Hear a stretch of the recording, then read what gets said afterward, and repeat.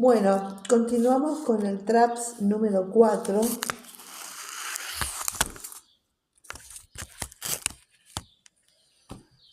TRAPS número 4, síndrome bronquial obstructivo, se lo puede definir esto en la página 10.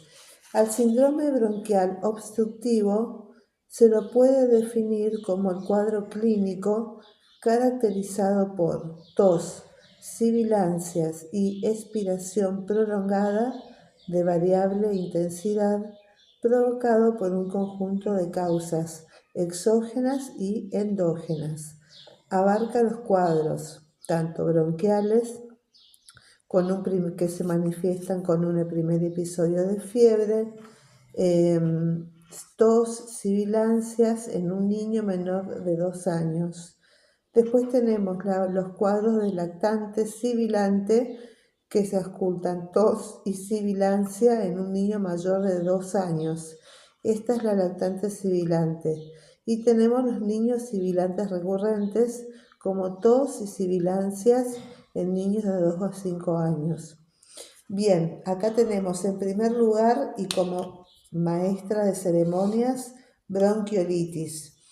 Bien, la bronquiolitis es el primer episodio agudo de obstrucción bronquial desencadenada por una infección viral en un niño menor de 2 años. Es una inflamación difusa de las vías aéreas inferiores de causa viral expresada clínicamente por obstrucción de pequeña vía aérea.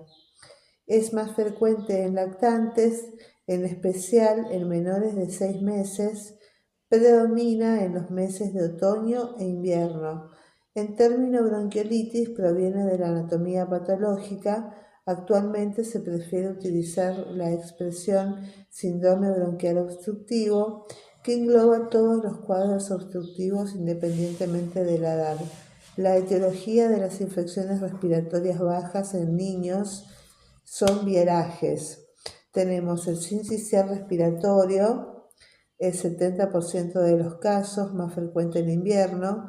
Tenemos el influenza, que es más frecuente en otoño. Tenemos el parainfluenza, tenemos el adenovirus y tenemos el rinovirus.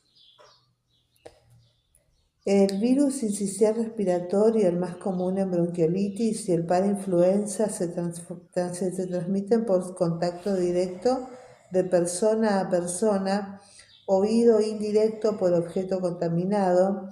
El adenovirus y el influenza son de transmisión respiratoria por gotas de fluxe. El diagnóstico. El diagnóstico es clínico, está basado en el interrogatorio, la historia del niño y el examen físico. En pacientes de seguimiento ambulatorio no es necesario realizar diagnóstico etiológico ni de laboratorio. En ausencia de comorbilidades, la enfermedad es generalmente autolimitada. Bueno, aquí tenemos un cuadro que dice síntomas de obstrucción bronquial. El síntoma principal es la taquipnea y los síntomas de infección respiratoria alta que están presentes de 1 hasta 3 días previos al cuadro obstructivo, que son la rinorrea, ¿sí? Síntomas de infección respiratoria alta presentes de 1 a 3 días de infección en el cuadro previos al cuadro son la rinorrea, congestión, la tos y eventualmente fiebre de escasa magnitud. Y los síntomas de obstrucción bronquial son la taquipnea, retracción costal, expiración prolongada, sibilancias que duran de 5 a 6 días. Aunque los síntomas pueden persistir varias semanas, la mayoría de los niños que no requieren internación se recuperan generalmente al mes. La severidad y la prolongación de la apnea influyen en la mortalidad del niño. Se debe prestar atención a la deshidratación. Su presencia se explica por qué la necesidad de líquidos, ya sea por la fiebre, y la disminución de su ingesta. Media aguda es una entidad asociada con frecuencia en un estudio observacional en el que se incluyeron 42 pacientes ambulatorios, el 62% presentaba otitis media aguda en el momento del diagnóstico de bronquiolitis o dentro de los 10 días del diagnóstico. Sacamos una radiografía de tórax porque la radiografía de tórax es útil solo si hay dudas diagnósticas. Un estudio prospectivo en el que participaron 265 niños previamente sanos con edades entre 2 y 23 meses con diagnóstico clínico de bronquiolitis de presentación típica, se realizó una radiografía. Se demostró que en ninguno de los casos cambié de mate.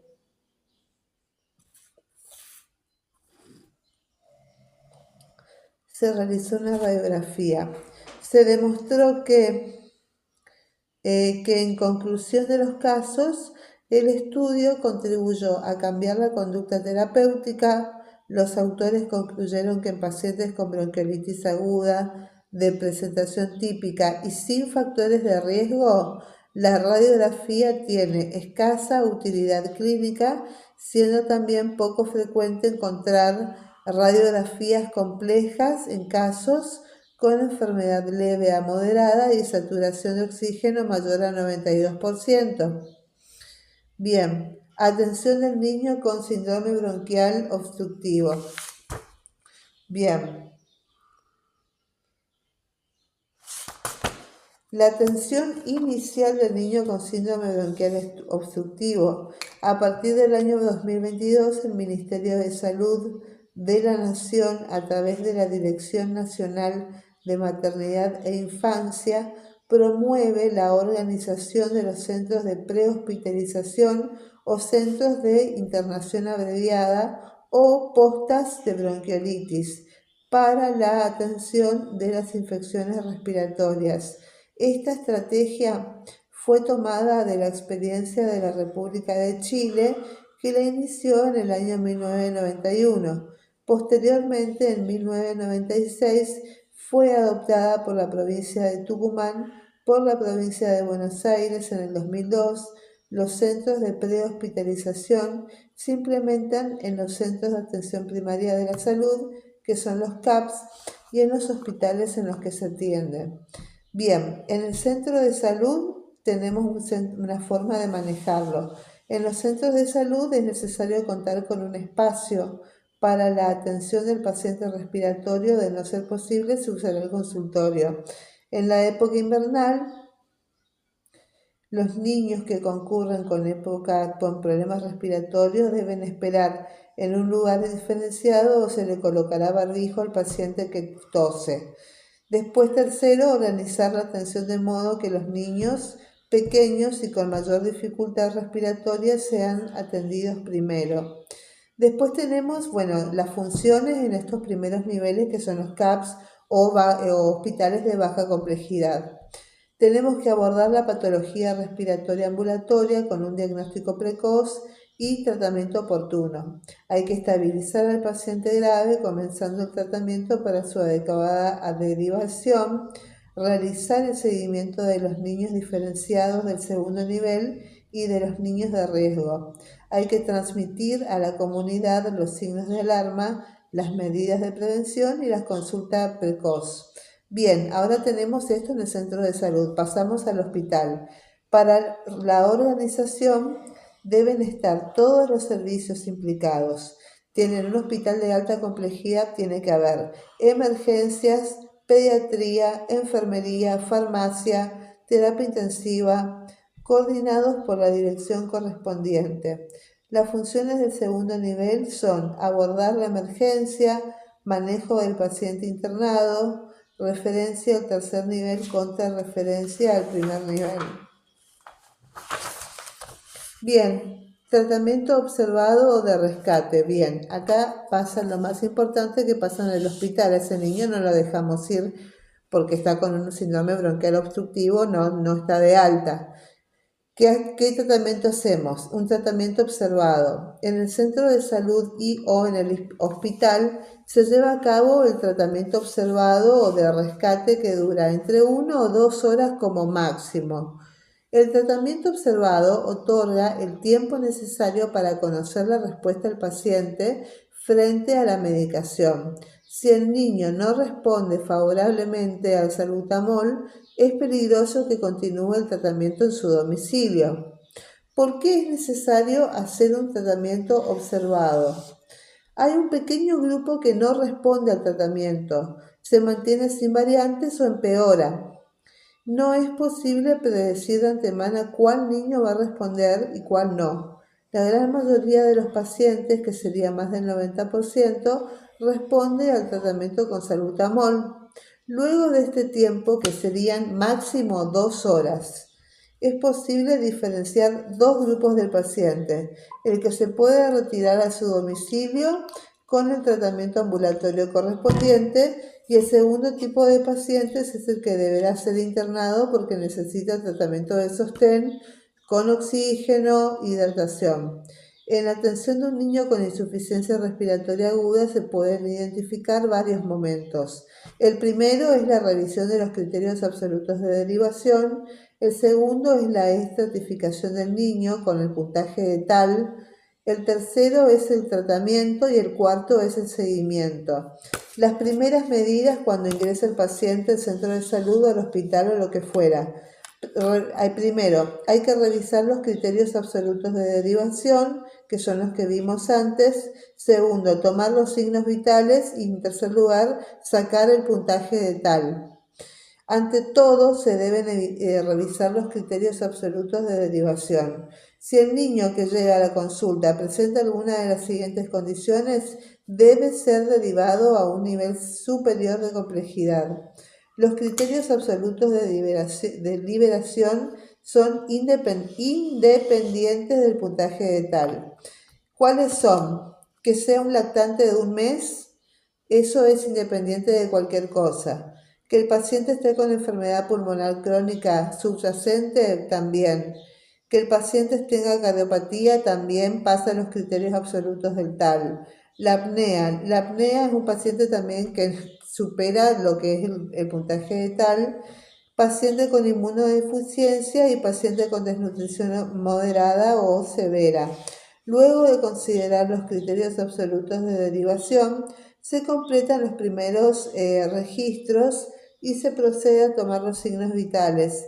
Si el niño se encuentra febril, se debe descender su temperatura corporal a 37,5, ya que de la misma modifica la frecuencia cardíaca y la frecuencia respiratoria.